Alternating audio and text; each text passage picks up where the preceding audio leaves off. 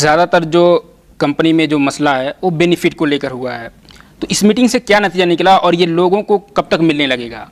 देखिए, एक तिजारत जो होती है इस्लाम में, वो तिजारत हलाल होती है। अल्लाह के रसूल सल्लल्लाहु अलैहि वसल्लम के ज़माने में सहाबा ने सवाल किया, आए अल्लाह के रसूल सल्लल्लाहु अलैहि वसल्लम, अगर पैसे देकर सूद लेते हैं तो वो हराम कैसे हो गया? अगर पैसे देकर तिजारत में मुनाफा लेते हैं तो वो हलाल कैसे हो गया? तो अल्लाह रब्बुल आलमीन ने कुरान मजीद में हुक्म नाजिल कर दिए कि तिजारत हलाल है, सूद हराम है। मगर इधर भी पैसा दे के पैसा ले रहे हैं, उधर तिजारत में भी पैसा दे के पैसा आ रहा है, कमी पेशी हो सकती है। तो इसमें तफसीरों में सब में जिक्र यही है कि तिजारत हलाल किस लिए है कि सूझ पर, नीयत पर, कि इंसान जब तिजारत में पैसा लगाता है तो ये सोचता है कि इसमें नफा भी हो सकता है और नुकसान भी हो सकता है, इसलिए ये चीज हलाल हो गई। सूद हराम क्यों हो गया? एक पैसा दे दो और उसके ऊपर फिक्स अमाउंट देना है, चाहे वो मरे वो जिए, लेने वाले को उससे कोई जरूरत नहीं होती है। सबसे पहले उसके पैसे की मतलब आ जाती है, तो वो जुल्म से भी उससे उसूल करके बोलता है। उसका अग्रीमेंट भी वैसे ही होता है कि तेरे बिजनेस से, तेरे नफा नुकसान से मुझे कुछ भी लेना नहीं है, मैं सिर्फ जो पैसे दिया हूं उसका मुझे मंथली पैसा चाहिए। ये एक है सूद, ये एक है तिजारत। मगर सुभान अल्लाह, हीरा ग्रुप ऑफ कंपनी 15 साल से लोगों के साथ ट्रेडिंग कर रही है। उसमें कुछ लोग 15 साल से हैं, कुछ लोग 10 साल से हैं, कुछ लोग 5 साल से हैं, कुछ लोग 1 साल से भी हैं। कंपनी बेभरोसे की होती, कंपनी का कुछ गलत इंटेंशन होता तो पहले सालों में ही पैसा जमा करके वो निकल जाती थी या कुछ कर देती थी, या क्या करती थी कि पैसे लो थैली में डालो, या कुछ भी करती थी। तो हमारे पास हीरा ग्रुप में एक प्रॉपर रिकॉर्ड के तरफ से बिजनेस होता है। अगर एक बंदे ने कहा कि मैंने 1 लाख रुपये गोल्ड ट्रेडिंग में लगाया है, तो हिसाब के साथ उसको प्रिंट आउट 1 मिनट में निकल जाता है कि उसने आज तक बैंक के जरिए से कितना लिया है पेमेंट। तो जब कंपनी इतनी अमानतदारी के साथ ट्रेडिंग कर रही है, तुम्हारे साथ अच्छा सलूक कर रही है, तो अब 15 सालों के बाद ये जीएसटी आ जाने की वजह से, ये इंट्रीज की वजह से, और काफी इंडियन इकोनॉमिक का ग्रोथ जो है बहुत डाउन हो चुका है। अगर आप अंदर से लो लेवल में जाकर चेक करेंगे तो किसी के भी बिजनेस सही नहीं है।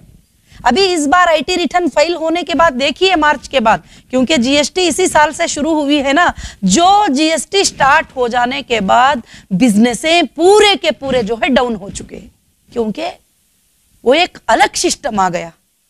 उसको या तो कहते हैं कि बिजनेस को खत्म करने का माफिया, यानी जो भी है उसको कहो। और दूसरी बात क्या है कि बिजनेस करने वालों के लिए आसानी नहीं है। कभी जीएसटी ऑफिसर 3 महीनों में पहुंच गए, कभी वो इधर पहुंच गए, उनको हिसाब देना है, इनको हिसाब देना, और जो भी बिजनेस करने वाला बिजनेसमैन है उसको तसल्ली ही नहीं है। और ये बात 15 साल से जिस कंपनी में कभी एक बार भी प्रॉब्लम नहीं आया, कभी किसी के लेने देने में प्रॉब्लम नहीं आया, तो अभी आया है तो मेरी पूरी फैमिली इसको समझती है, मेरी पूरी फैमिली जानती है कि क्यों अभी ये प्रॉब्लम आया हुआ है। मैंने मेरी फैमिली को अंदर से एक्सप्लेन किया है। बिजनेस में क्या होते हैं, कुछ चीजें इंटरनल होते ही समझाना पड़ता है, कुछ चीजें पब्लिक में लाना पड़ता है। जो भी है, ये मेरा और मेरी फैमिली का मसला है। उनको मैं देना है, मैं उनको दूंगी, वो मुझे देना है, मैं उनसे लूंगी।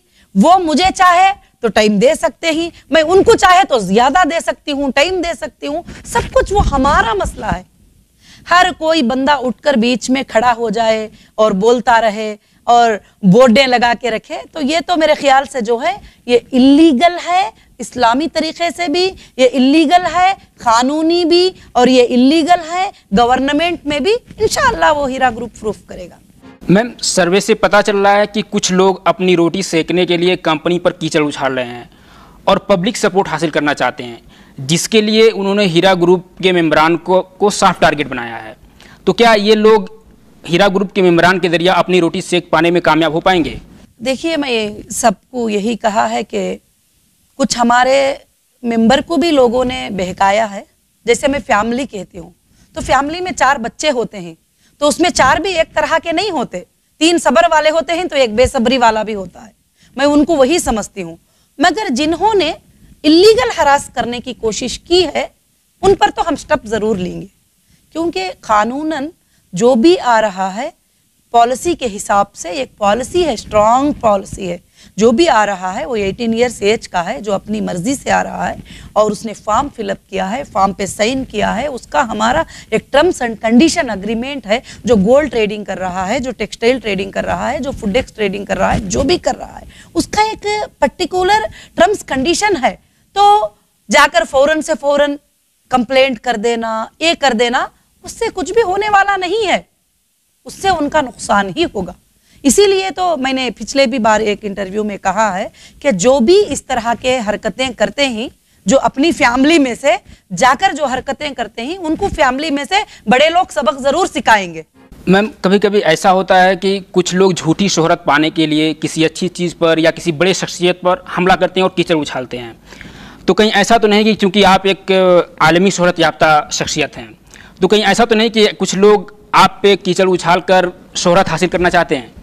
देखिए, मैं एक ही बात कहती हूँ कि जो भी कीचड़ उछालने की कोशिश करते हैं, मैंने कुरान मजीद की एक आयत पढ़ी है कि वह तो इज़्ज़ु मन तशा व तो ज़िल्लु मन तशा, कि इज़्ज़त अल्लाह देने वाले हैं, ज़िल्लत अल्लाह देने वाले हैं।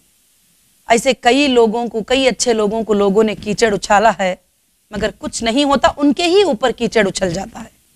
तारीख आप पढ़ते आइए, जैसे इब्राहिम अलैहिस्सलाम के साथ निमरूद, जैसे फिरौन के मूसा अलैहिस्सलाम के साथ फिरौन, और बहुत सारे लोग आप तारीख पढ़ते आइए जिन्होंने भी गलत तरीके से लोगों को गाइड किया है और गलत बातें की हैं, उन लोगों के ही ऊपर कीचड़ उछल जाएगा एक दिन, क्योंकि जो अच्छा इंसान होता है उसके ऊपर कभी भी कीचड़ नहीं उछलेगा। और मेरा यकीन है, मेरा मानना है, मैं उन भाइयों के लिए भी हिदायत की दुआ करूंगी कि अल्लाह उन्हें हिदायत दे दे और उनको वो गुनाह से बचा ले, जो वो गुनाह करने के लिए रात दिन टेंशन ले रहे हैं, बैठ रहे हैं, अपना टाइम दे रहे हैं, अपना वक्त दे रहे हैं, सब कुछ कर रहे हैं। अगर वही काम अच्छे कामों में कर लेते, अच्छी जगह पर जाकर ये कर लेते, तो उनके लिए बहुत ही फायदा होता है।